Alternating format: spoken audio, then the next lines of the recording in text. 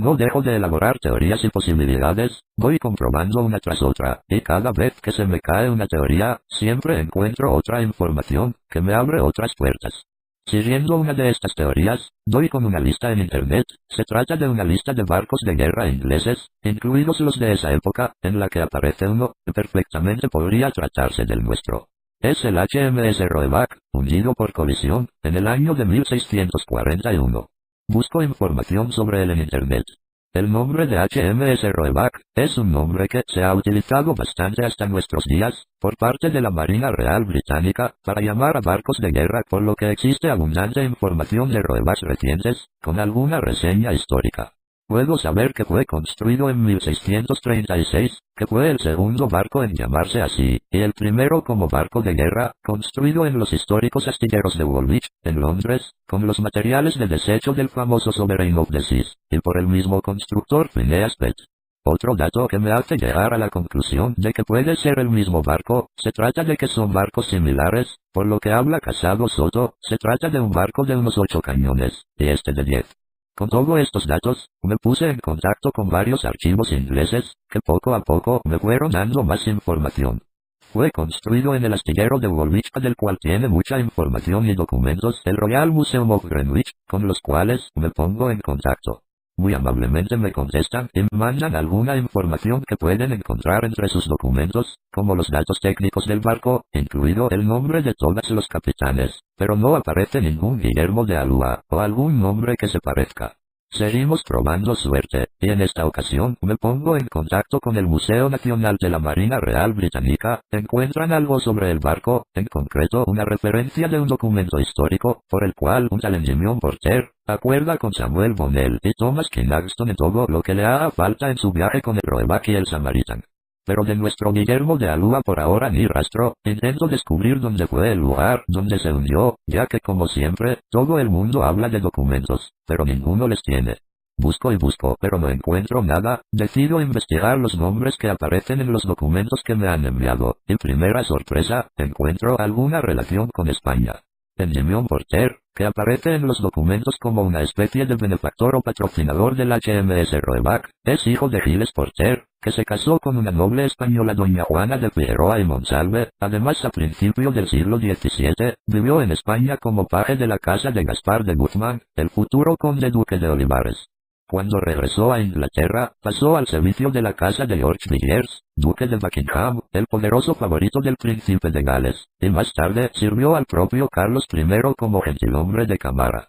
Su conocimiento de España y del castellano influyeron mucho en este favoritismo con el rey inglés, siendo embajador en varias ocasiones de misiones de Estado con el rey de España. Además de venir a España para comprar obras de arte para el rey inglés. Casado con una mujer católica, y su pasado español, fue sospechoso de intentar favorecer las conspiraciones católicas frente al protestantismo, por lo que fue declarado una de las 11 personas denominadas delincuentes que el Parlamento no estaba permitido perdonar. Que fuese valorado tanto conocer el castellano en la corte inglesa, me reafirma en la idea de que nuestro capitán Guillermo de Alúa hablara castellano, o que más o menos lo chapurrearía, ya que si realizaba negocios en España, era bueno conocer el castellano para él, ya que parece que era un idioma muy valorado en la época, por lo que creo que Guillermo de Alúa no sería ninguna traducción, sino su nombre real.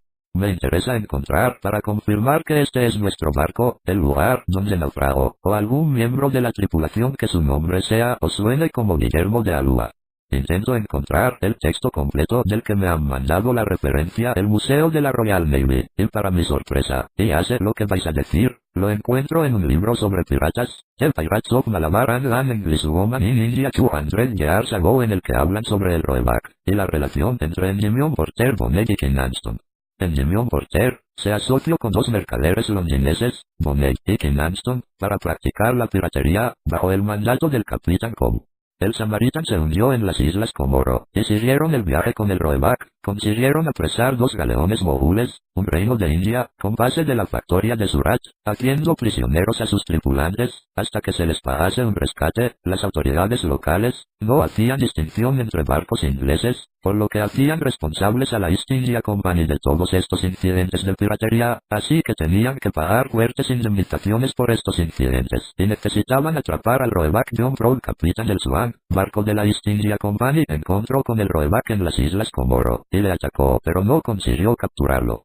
La Compañía de Indias Orientales se quejó ante la corte del almirantazgo, pero Porter, al ser un hombre con un nivel social alto, se libró. Bonnet se fugó a Francia y solo King Anston fue encarcelado.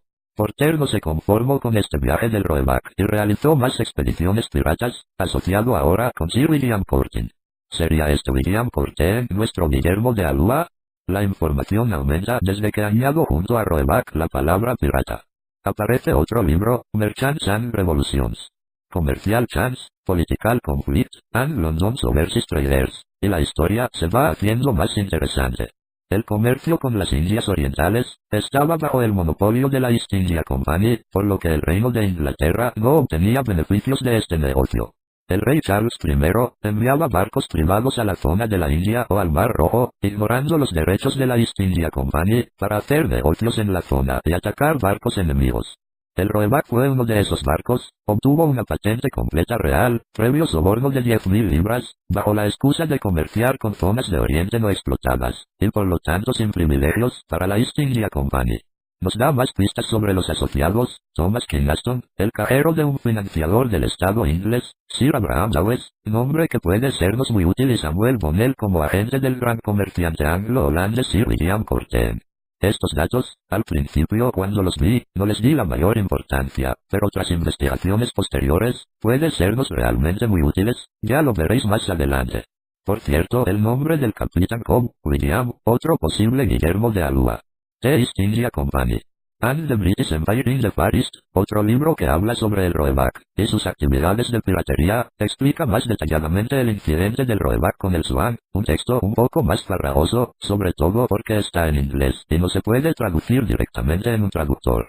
Menciona que fue puesto precio por varios barcos portugueses y árabes, y menciona a otro capitán, el capitán Ayres, dándole más importancia que a William Cobb. Es raro que no salga en ninguna de las listas de capitanes del Roebuck al igual que Cobb. Hay varias curiosidades en torno del Roebuck que he encontrado en internet. Una es que una referencia que se tiene para demostrar que los piratas llevaban pendiente, es que una víctima del Roebuck aseguraba en 1635 que William Cobb llevaba pendiente. Otra curiosidad, según la mitología marinera, existía un espíritu llamado Davy Jones, mencionado también en varias películas o libros, como Piratas del Caribe, La Isla del Tesoro o Moby Dick. La leyenda dice que Davy Jones es un espíritu que habita en el fondo del mar, que controlaba a los demás espíritus, incluso al propio mar, y que se hacía con todas las almas de los muertos en el mar. Se usaba la frase "He is gone to Davy Jones' locker", que se podría traducir como "ha ido a la bodega o camarote de Davy Jones", una metáfora que se usaba para referirse a los muertos que se producían en el mar. Este Davy Jones, según este libro, puede ser un marinero galés del Roebuck. Hubiese sido clave encontrar el lugar donde se hundió el Roebuck, o haber encontrado a Guillermo de Alúa relacionado con él de alguna forma, pero no lo he encontrado. Viendo toda esta información tan sorprendente, que ni en nuestros mejores sueños podíamos imaginar, hizo que según lo estaba investigando, me daba la sensación que era imposible que fuese nuestro barco. Como he dicho, no he encontrado ninguna prueba contundente para relacionarlos, y dejé esta pista como posible, pero improbable, y me dediqué a retomar vías ya exploradas para ver si encontraba alguna pista sobre nuestro capitán Guillermo de Alúa, aunque ahora, según lo estoy revisando y con la nueva información que encontré, puede que no sea tan improbable.